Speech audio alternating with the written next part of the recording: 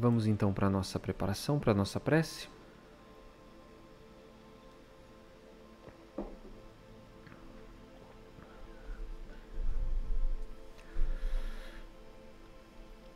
Então, nesse momento, convido a todos para que fechemos os nossos olhos, que nós possamos elevar os nossos pensamentos mais tranquilos, mais serenos,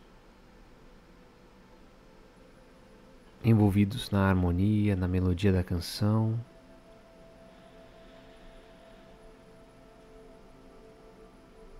Possamos sentir as nossas energias mudando, nosso pensamento mais elevado vai nos conectando junto aos nossos mentores, nossos anjos da guarda, companheiros que estão conosco há muito tempo, nos auxiliando nesta encarnação.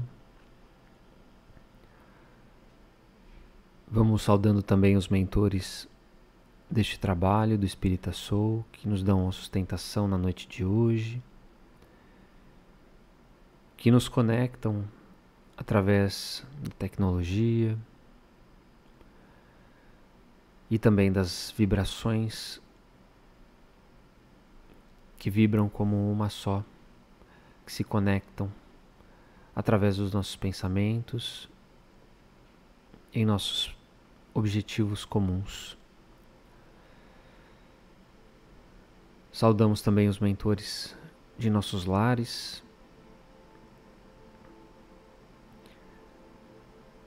pedindo que esses amigos nos deem a sustentação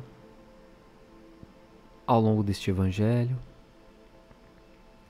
que possa envolver a todas as pessoas que estão em nossas residências,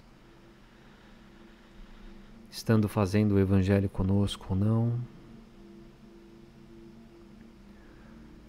E vamos pedindo para que esses irmãos mentalmente possamos visualizar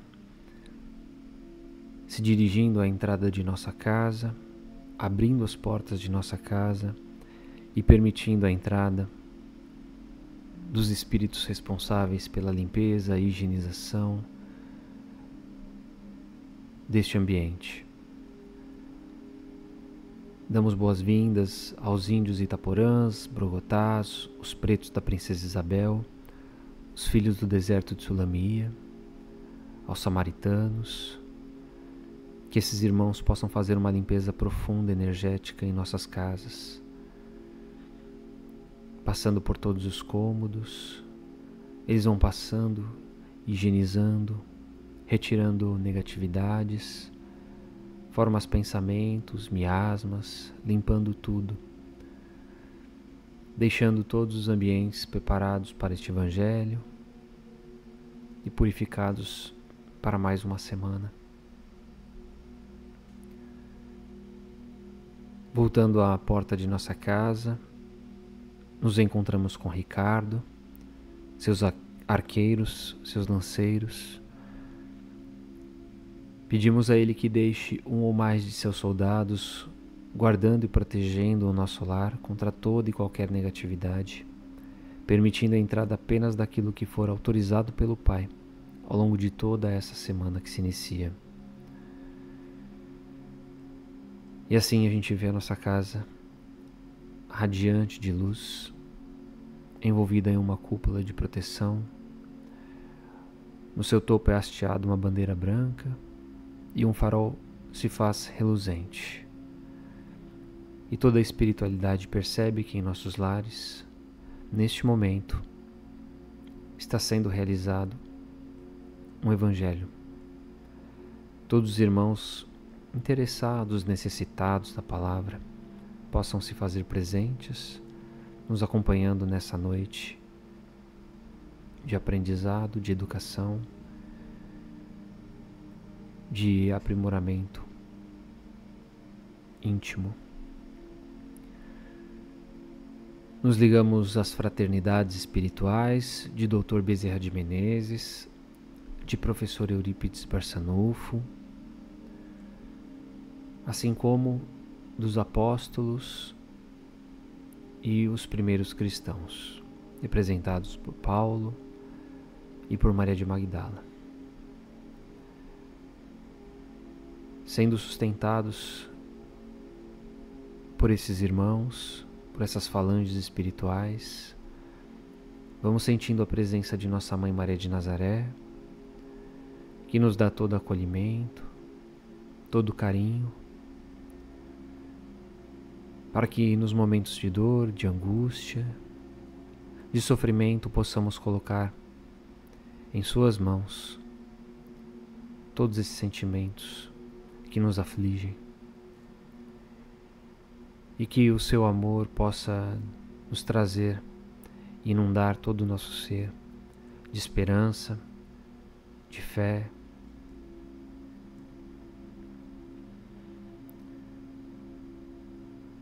E mais reconfortados, vemos a luz do Cristo brilhar diante de nós.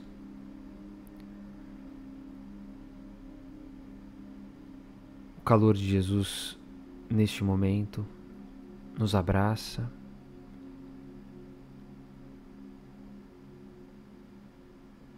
nos faz sentir mais confiantes em dias melhores, confiantes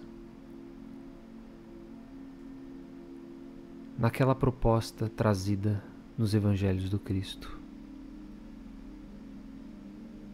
A proposta de transformação de cada um de nós para alcançarmos os reinos dos céus, para que tenhamos a felicidade alcançada, as conquistas da alma tocando os nossos corações.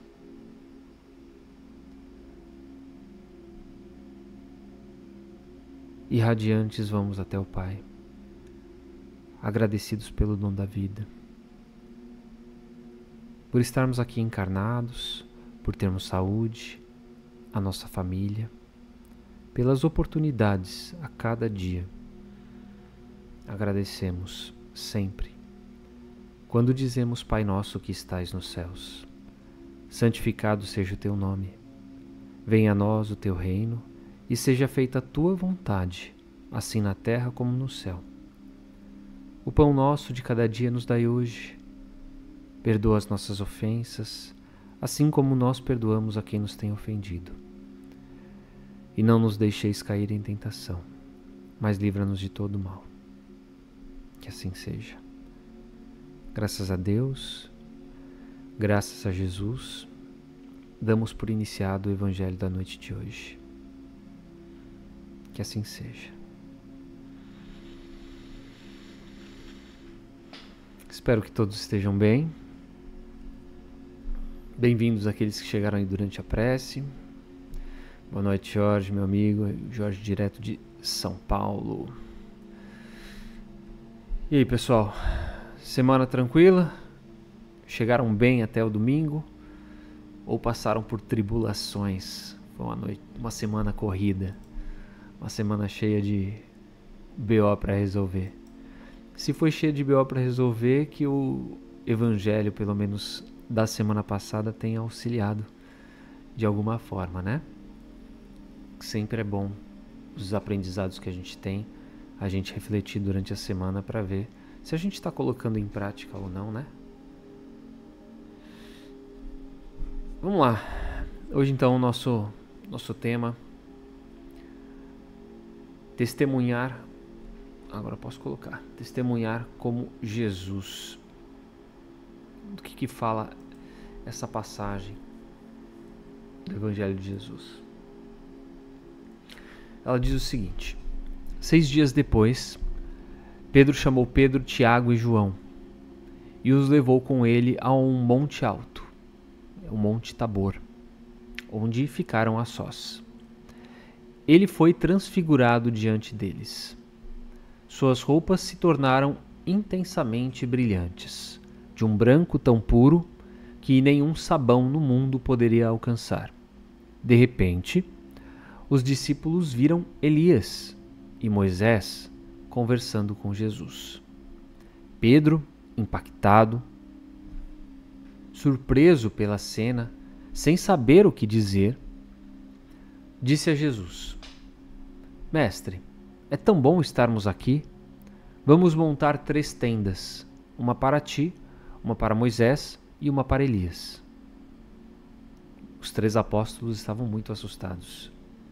Então, uma nuvem luminosa os envolveu, e dela veio uma voz, dizendo: Este é o meu filho amado, ouçam o que ele diz. E quando olharam novamente, viram que Jesus estava novamente só com eles. Evangelho de Marcos, capítulo 9, versículos 2 a 8.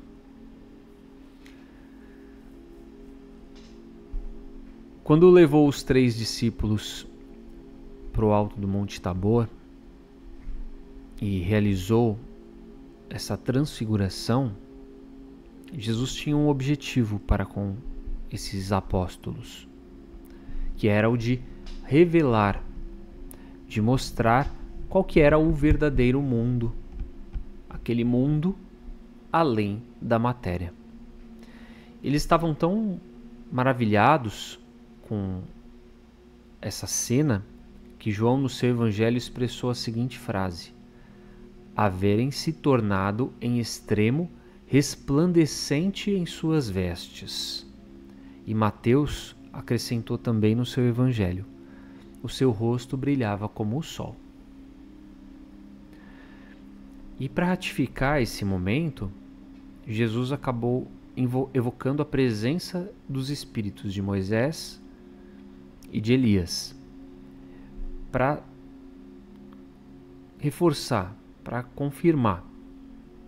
E aí os apóstolos ainda ouviram essa voz dos céus, como se fosse uma voz. Naquele momento eles poderiam imaginar que fosse a voz de Deus. Então, Jesus, ele não era só a palavra. Ele não falaria só: sou o Filho de Deus, somos o Filho de Deus.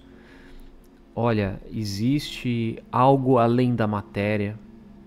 Porque só falando não mexeria com aquelas criaturas, né? Só falando talvez não tocasse aquelas criaturas. Jesus funcionava na parte prática. Jesus era pura ação.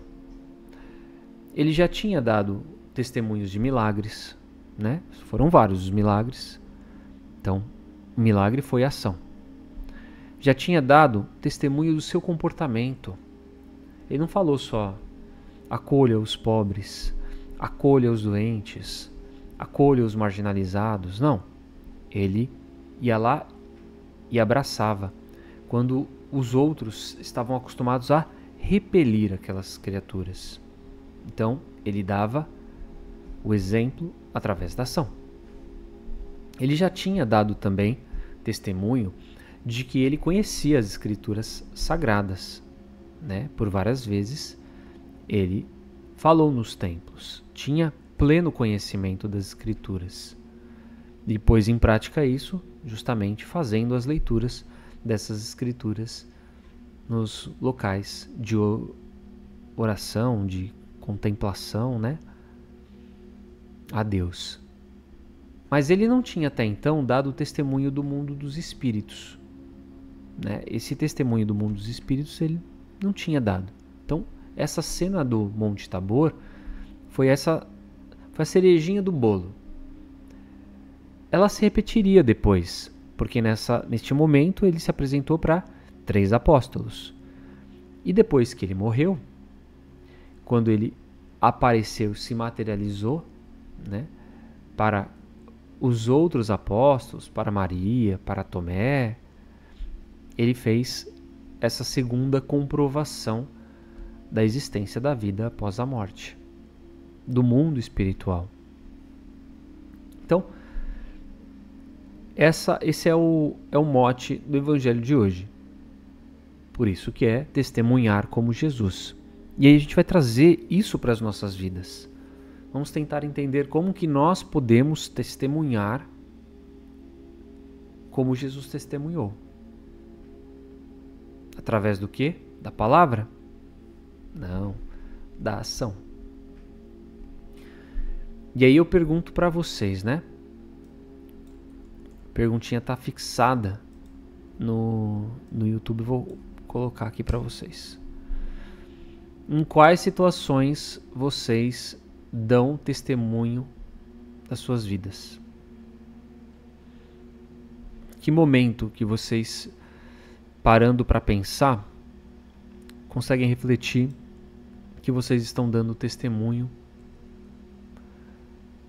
de Jesus, né, dos exemplos de Jesus, da moral cristã, dos bons exemplos na vida de vocês? É através da caridade, de uma ação caridosa, de uma ação de solidariedade? É utilizando a razão, pensando nos momentos de conflito? Então tá rolando uma treta, mas eu vou tentar resolver isso sem entrar na treta. É acolhendo as pessoas que estão em sofrimento? É divulgando o Evangelho? É oferecendo a outra face àquelas pessoas que nos ofendem? É se calando ou não julgando diante daqueles momentos onde todos estão apontando os dedos para outras pessoas? Ou é dando o exemplo de fé verdadeira, o exemplo de resiliência naqueles momentos de muita dificuldade? Conta aí. Vamos fazer essa troca de experiência. Por quê? Essas atitudes, a gente fala, eu não tenho nada de bom, né? Às vezes a gente acha que a gente só tem coisa ruim, porque a gente às vezes tem dificuldade de melhorar naqueles pontos que a gente não é bom. E a gente acaba se pegando essas questões pro lado negativo. E a gente tem muita coisa boa, né? Nós temos muitos pontos positivos que às vezes a gente não enxerga. E a gente nem percebe que a gente está tendo esse comportamento, porque isso já é natural nosso. Isso já foi sublimado, os sentimentos já foram sublimados, e essas ações agem naturalmente. E isso acaba fazendo bem às pessoas que estão na nossa volta, né? É importante a gente perceber isso.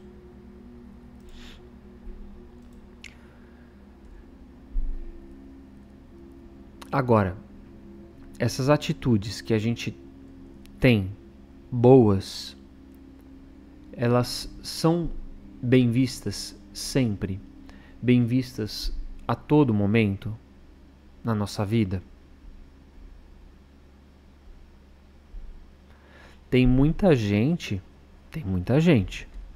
representando Jesus aqui na Terra, mas que infelizmente é julgada, que é caluniada, porque na opinião de algumas pessoas, de outras crenças, de outras religiões, que possuem uma outra filosofia, outra concepção, principalmente quando são aquelas fés mais aliadas às leis mosaicas, ao Velho Testamento, que muitas vezes acabam sendo totalmente contraditórias até aos próprios 10 mandamentos, aos ensinamentos cristãos, ficam presos, né, naquele fundamentalismo. Essas criaturas acabam sendo muito julgadas, né? Um exemplo dessa realidade são os próprios apóstolos que estavam com Jesus lá no Monte Tabor. Seguiam Jesus, acreditavam em Jesus, mas quando viram a transfiguração e a materialização daqueles espíritos, eles entraram em choque, bugaram ali, né? Porque eles não estavam preparados para aquilo. E quando a gente vê algo acontecer que nós não estamos preparados, que é algo que desconstrói concepções, pré-concepções que nós temos, que foram colocadas nessa encarnação, ou que já vêm de outras, né, há muito tempo, a gente buga, né? A gente tende a ser teimoso, a gente tende a não concordar, porque a gente fica preso àquele fundamentalismo que nós temos dentro de nós. A gente às vezes não quer se abrir para o novo, porque a gente sabe que a abertura para o novo é um choque de realidade. E quando a gente trabalha com a fé, a hora que a gente pensa na doutrina espírita, que é muito libertadora, para o espírito, nem sempre todo mundo quer, né? Porque é melhor ficar preso a dever para Deus do que dever para si mesmo. Porque dever para si mesmo faz com que nós nos responsabilizemos pelas nossas ações. E dever para Deus, eu peço uma desculpinha e está tudo certo, né? Seria muito fácil se fosse assim, e Deus seria muito injusto também se fosse assim. Então, a gente tem que tentar entender porque a gente se entra nessa questão de barrar mesmo, de bloquear. Porque a gente fala, inclusive, e dentro do Espiritismo também, tá? Se Jesus nascesse hoje, estivesse aí semeando o seu evangelho novamente, as coisas que ele fazia e as coisas que ele falava, a gente às vezes brinca, né? Ele seria morto de novo. Por quê? Porque as pessoas não entenderam ou distorceram a sua mensagem. E é por esse motivo que a gente tem que fazer a nossa parte. Por isso que Jesus fez a parte dele. A parte dele não era salvar a humanidade. A parte dele era mostrar o caminho da salvação. E ele fez isso com a maestria que pôde dentro do tempo que teve nessa encarnação como Jesus Cristo. Mesmo se a gente pegar boas outras referências, né? Muito longe de Jesus, é claro. Mas se a gente pegar referências espíritas de pessoas de bem, de pessoas que praticaram o bem, que levaram o bem ou o espiritismo para frente e tocaram o coração das pessoas e fizeram com que elas entendessem, se tornassem espíritas, seguissem a doutrina ou não, a gente vai pensar quem? A gente vai pensar lá no Dr. Bezerra de Menezes, que teve atitudes belíssimas na sua vida.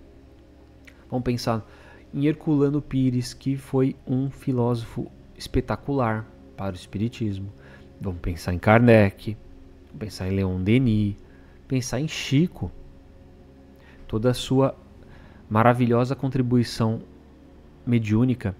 Todas as criaturas e tantas outras sempre tiveram, né, a sua parte boa, expressa, materializada, trazida como bons exemplos. Alguém fala dos comportamentos errados ou de alguma coisa que tenha feito para abalar essas pessoas? Não, elas são lembradas pelo bem que fizeram.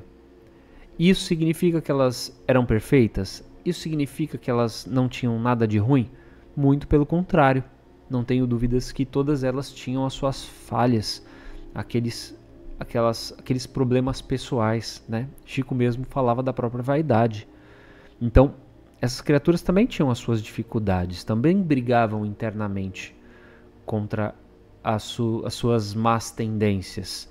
Mas o legado que ficou do espírito é a de coisas edificantes, de coisas construtivas que ficaram como exemplo para todos nós. E é isso que a gente tem que pensar. Realmente, todos nós temos as nossas falhas. Todos nós temos muito ainda para melhorar. Mas aonde que eu posso deixar a referência do exemplo, né? Essa é a reflexão que a gente tem que fazer. A Inês Camargo comentou aqui: ouço muito que na Bíblia não diz não falar com os mortos, então acabo recebendo críticas quanto a acompanhar a doutrina espírita.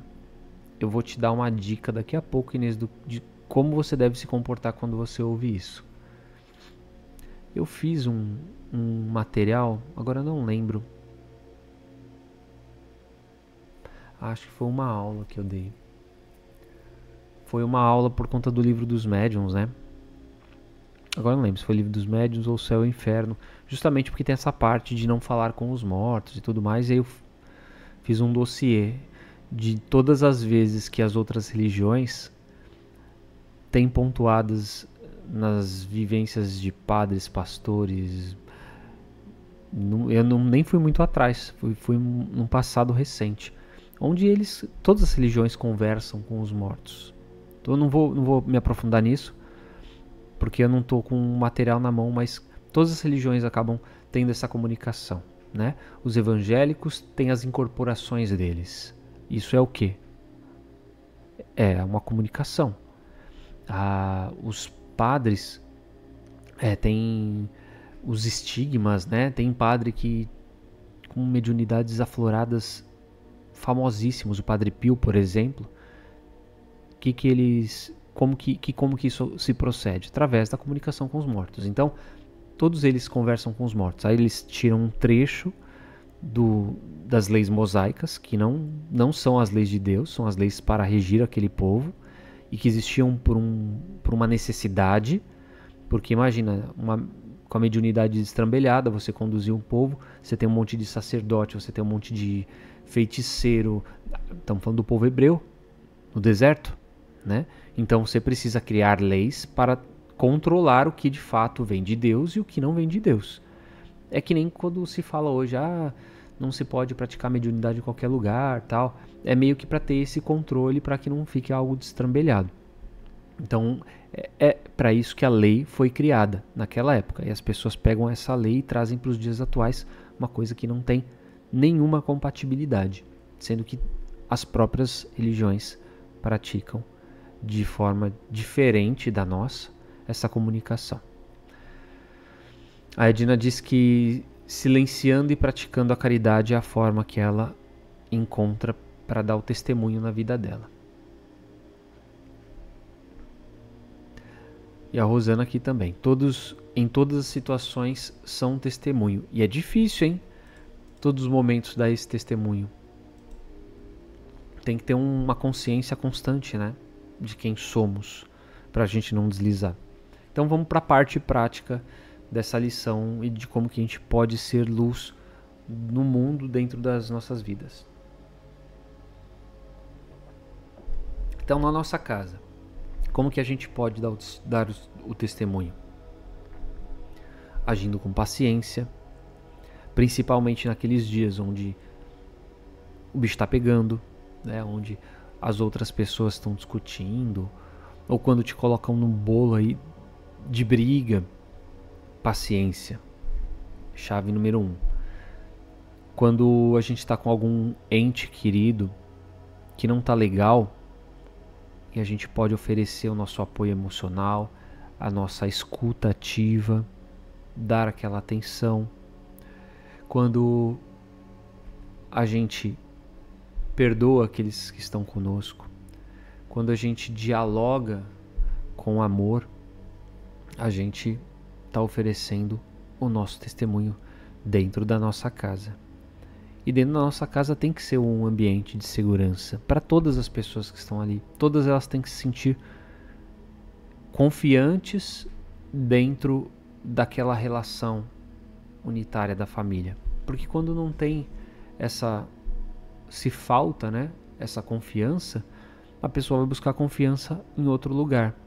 E outro lugar não vai ser tão acolhedor quanto a própria casa, porque na hora que dá a dor de barriga, para onde a pessoa volta? Para a própria casa, né? Dentro do trabalho, das relações que a gente tem, como que a gente pode dar o testemunho no dia a dia? Trabalhando com honestidade, com dedicação, dando o nosso melhor, mesmo que a gente esteja cansado, mesmo que o ambiente não esteja bom, mesmo que as pessoas estejam reclamando na nossa orelha. E isso leva para outro ponto, né? Quando as pessoas ficam falando muito na nossa orelha de outras coisas, de outras pessoas, elas estão fazendo fofoca, estão fazendo julgamentos, estão trazendo para elas a problemática que não é a problemática do todo, às vezes é um desabafo dela. E se a gente não está atento, a gente entra na sintonia dessa pessoa e a gente faz a mesma coisa. Então a gente tem que ser a tesourinha ali para cortar esse mal. E, claro, mostrar através da ação o quanto isso pode ser prejudicial. Então, quando alguém te pede uma opinião, você não dá. Você diz que isso não tem nada a ver com você, que não cabe a você fazer esse tipo de julgamento. Talvez aquela pessoa, naquele momento, nem vá entender o que você está falando, mas essa ação, principalmente se ela for repetida várias vezes, né, ela vai gerar uma sementinha no coração daquela criatura. E tem uma outra coisa que no trabalho é inevitável, né? Pressão. Como que a gente dá o exemplo através desses momentos de pressão? Através do equilíbrio, através da razão. Outro dia eu faço uma comunicação lá na TV, quando eu faço entradas ao vivo no jornal que eu trabalho, uma pessoa fica me soprando no ponto, né? Quanto tempo falta para eu entrar e tudo mais. E tem um delay. O sistema que a gente usa tem um atraso de alguns segundos, uns 3 até 5 segundos, depende do sinal de internet. E as pessoas falam: Rafael, você tá me ouvindo? Faz um joia ou me responde. E eu demoro para responder por conta desse delay. Eu ouço na hora, mas quando eu mando o sinal para eles, demora para chegar. E outro dia estava conversando comigo uma pessoa que não tá habituada a conversar comigo. E ela estava desesperada. Desesperada. Porque precisava entrar no ar, porque não sei o que. E não tinha como. Aí ela começou a dar uns berros. Televisão é normal, isso eu já tô acostumado. Ela começou a dar uns... Porque eu também já dei muito berro. A gente dá uns berros porque você fica preocupado, né? Você fica meio... Você perde. Se perde. E aí a pessoa falava assim: ei, tá conseguindo, não sei o que. Aí eu... Tô conseguindo. Falando normal. Chegava atrasado. Mas ela já tava desesperada perguntando se eu tava... Falei, calma. É o seguinte, eu estou te ouvindo, tem atraso. A hora que eu falei isso, tipo, você não precisa entrar em desespero. Eu estou te ouvindo. Você só tá recebendo depois o que eu tô te falando. Mudou. A pessoa mudou completamente como ela tá se comportando comigo. Porque isso, querendo ou não, podia atrapalhar a minha participação. E fazer uma entrada num jornal ao vivo não é fácil. Você precisa de concentração. E mexeria com as pessoas que estavam ali no ambiente com ela. Porque aí fica todo mundo elétrico. E, gente, o ambiente de televisão é meio maluco mesmo. Então, assim, se a gente consegue acalmar e fazer com que os outros acalmem nesse momento de pressão, que é muito comum, a gente consegue sair daquela situação sem ter desgaste. E olha que legal, você consegue também manter todo mundo no prumo.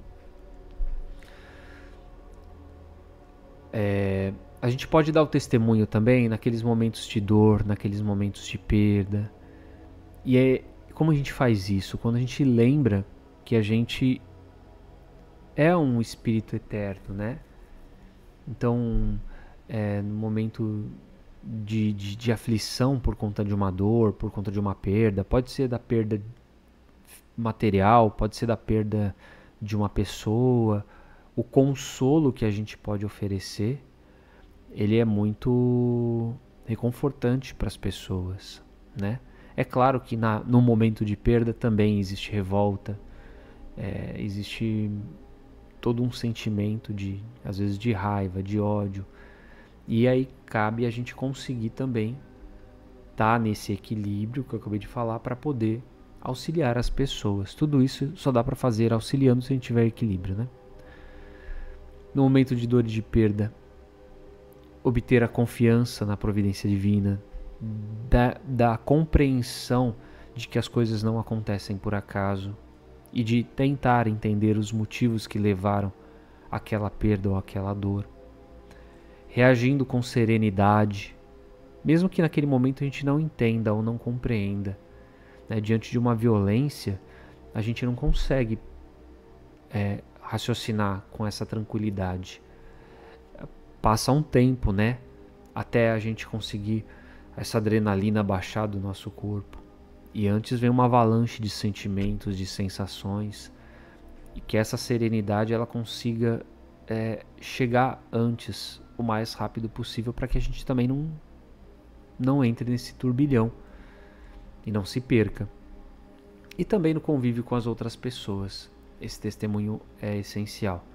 Quando a gente pratica o bem, sem esperar que o outro ofereça esse bem pra gente, quando é o bem pelo bem, né? Por pura amorosidade, por pura generosidade, quando a gente respeita as diferenças, mesmo que o outro não respeite as nossas, mas a gente consegue fazer a nossa parte, sem briga, sem agressão, quando a gente leva a palavra de fé, de esperança, mesmo com os gestos mais simples, né, que é a história do bom dia, do cumprimentar as pessoas, de estar sempre sorrindo.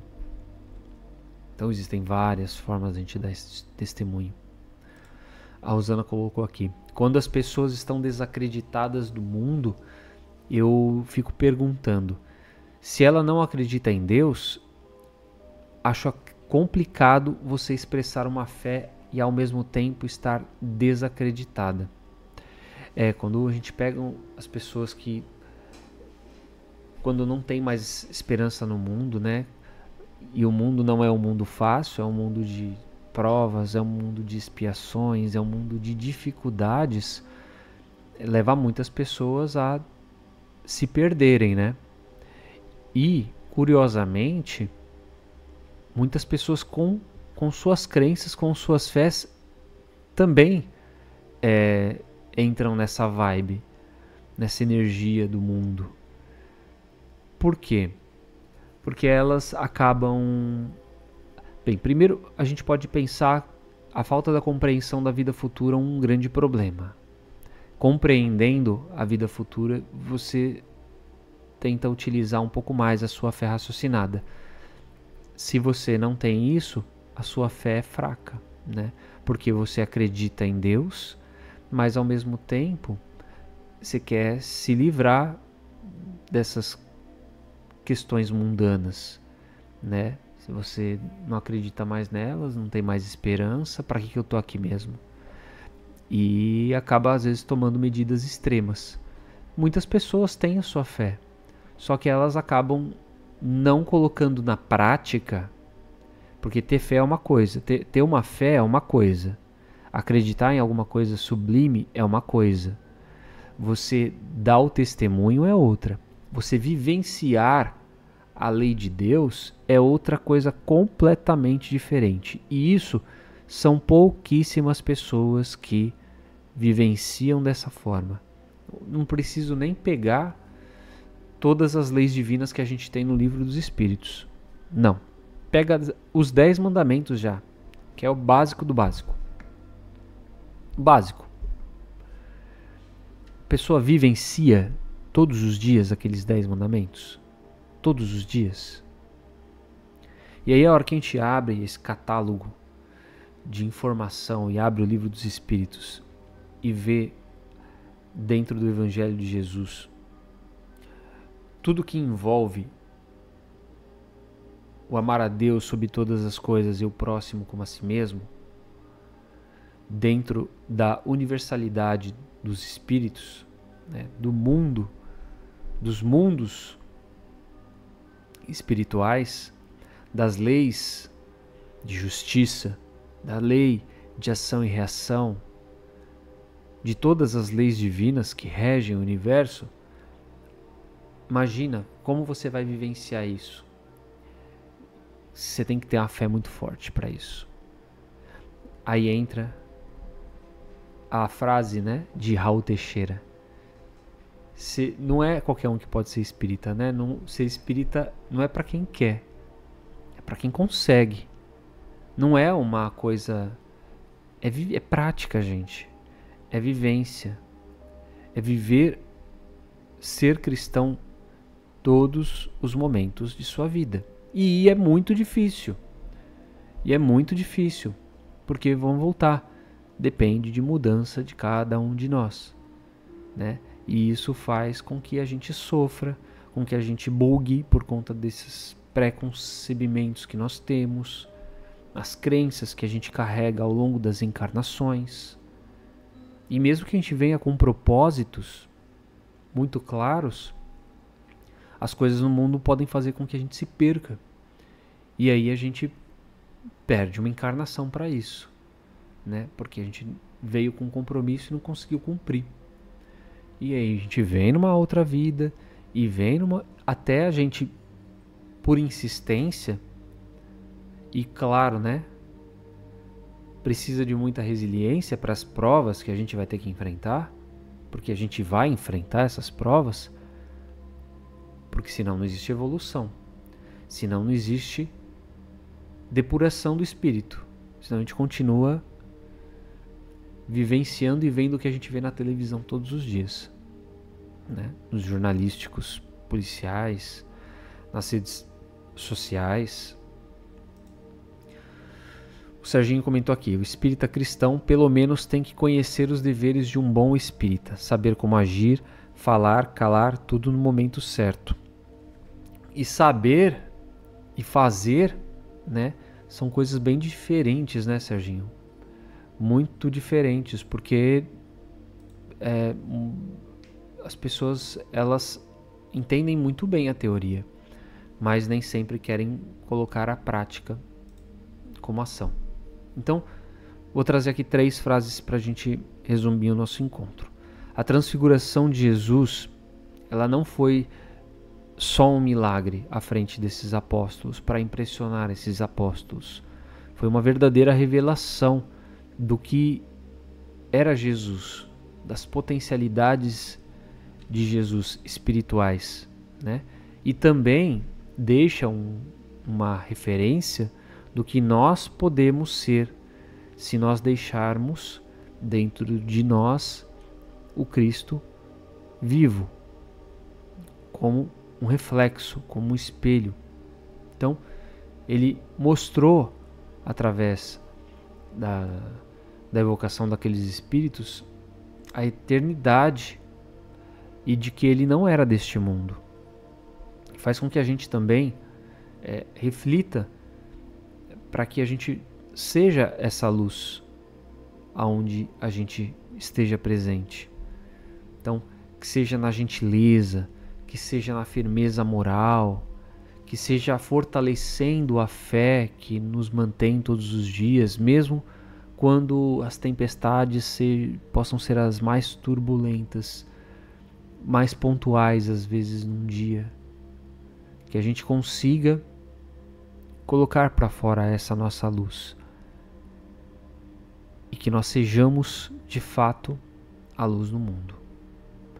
Que a gente consiga, que nem no... Eu gosto de usar essa referência, ela é bem boba, mas é bem clara, né? Que a gente consiga fazer que nem os ursinhos carinhosos que abriam o peito e soltavam a luz pela barriga. É isso, né? Isso é colocar, resplandecer a luz, é emanar essas energias boas que nós temos na prática, né? Eles poderiam ser ursinhos carinhosos e só falar de coisas boas e fofas, mas a hora que eles emanam essa energia, eles estão fazendo o bem, né? E era o bem contra o mal, era bem isso mesmo. Então que a gente consiga fazer com que essa luz brilhe dentro de nós e que nós consigamos fazer com que ela alcance outras pessoas, outros lugares. Beleza, gente? É isso. Vamos então para a nossa vibração. quiserem colocar água para fluidificar, podem ir lá buscar, essa é a hora. Aqueles que quiserem colocar os nomes para vibração também, fiquem à vontade. E vamos fazer o nosso encerramento.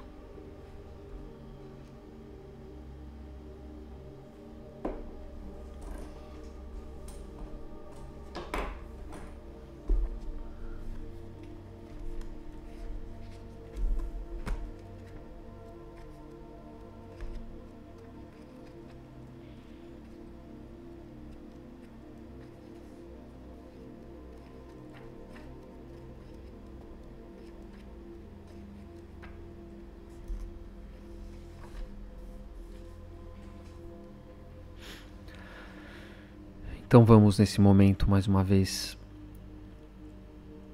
nos sentindo envolvidos pela espiritualidade que nos atende, que nos assiste na noite de hoje. Gratos pelos ensinamentos, gratos pela compreensão de mais uma vivência do Cristo, que ela possa ser transformadora em nossas vidas. E que nós, nesse momento, possamos também oferecer o nosso melhor. Sentindo toda essa boa vibração envolvendo o nosso ser e saindo pelo topo das nossas cabeças. Esses bons fluidos vão saindo pela palma das nossas mãos e vão sendo recolhidos pela espiritualidade nesse momento, que absorve toda essa energia e espalha pelo bem universal, pelo planeta Terra, por todos os povos que aqui habitam, por aqueles que se encontram em sofrimentos, através das guerras, os povos que vivem a miséria, que vivem a fome, ou mesmo os desastres naturais. Vamos vibrando pelo Brasil, por todo o povo brasileiro, pelas capitais do nosso país, pelos dirigentes da nossa nação. E vamos vibrando muito carinho, muito amor aos sofredores. As pessoas que se encontram nas ruas, perdidas nos vícios, abandonadas. Vibremos as crianças nos orfanatos, aos encarcerados nas prisões, os idosos nas casas de repouso. Vibremos aos doentes em seus lares e as pessoas que sofrem qualquer tipo de violência neles. Vibremos aos hospitais, aos profissionais da saúde e aquelas pessoas que estão acamadas nos leitos de UTI. Nesse momento, pedimos que a espiritualidade direcione todas essas vibrações de muito amor, de muito carinho, de sustentação a todas as pessoas que tiveram os seus nomes colocados em vibração, seja esta noite, seja durante a postagem do dia. Sejam essas pessoas encarnadas ou desencarnadas, que nesse momento elas possam receber esse bálsamo, que a força da prece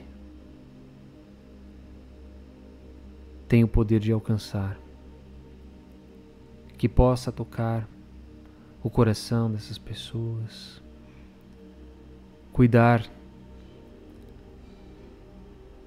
de sua saúde física, emocional ou espiritual.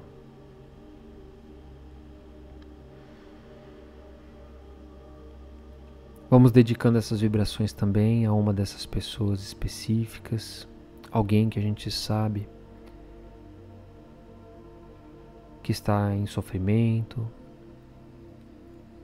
que está em dor, precisando dessa chuva de bênçãos dedicada pela espiritualidade neste momento.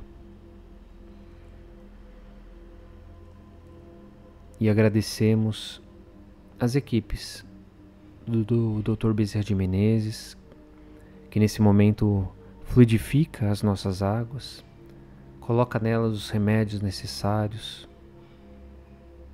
para a nossa saúde física e emocional, e que esses irmãos possam cuidar de nós, do nosso corpo físico, enquanto descansamos ele a cada noite, reenergizando, para que tenhamos a cada dia um dia melhor. E ainda deixamos uma vibração especial para que a espiritualidade possa levar aonde for necessário. E nesse momento nos encontramos junto ao Pai, gratos mais uma vez por esse encontro, e pedimos de coração que cuide de cada um de nós, que nos envolva em todo o seu amor ao longo de toda essa semana, nos protegendo, nos livrando do mal, mas que possamos fazer a nossa parte, sempre cuidando dos nossos pensamentos, das nossas palavras e dos nossos exemplos. E assim, encerramos com a prece. Deus de amor e de bondade, que nos dais tudo e sempre, concedei-nos a força que não recua diante de aflição alguma. Tornai-nos bons, mansos e caridosos, pequenos na fortuna e grandes no coração. Que o nosso espírito seja espírita na terra, para melhor compreender-vos e amar-vos. Que vosso nome, ó meu Deus, emblema de liberdade, seja o objetivo consolador de todos os oprimidos, de todos os que têm necessidade de amar, de perdoar e de crer. E que assim seja. Graças a Deus, damos então por encerrado o Evangelho desta noite. Muito obrigado, gente. Valeu pela companhia. Que vocês tenham uma semana linda. Uma excelente Páscoa para todos, como bem lembrado aqui pelo Serginho, né? Nos encontraremos no próximo domingo de Páscoa, sem sombra de dúvidas.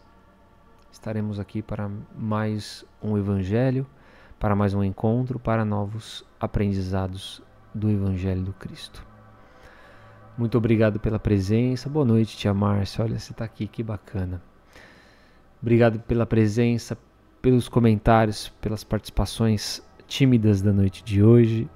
Que possamos nos encontrar bem e tranquilos na próxima semana. Uma semana abençoada para todos nós. Fiquem com Deus e até mais.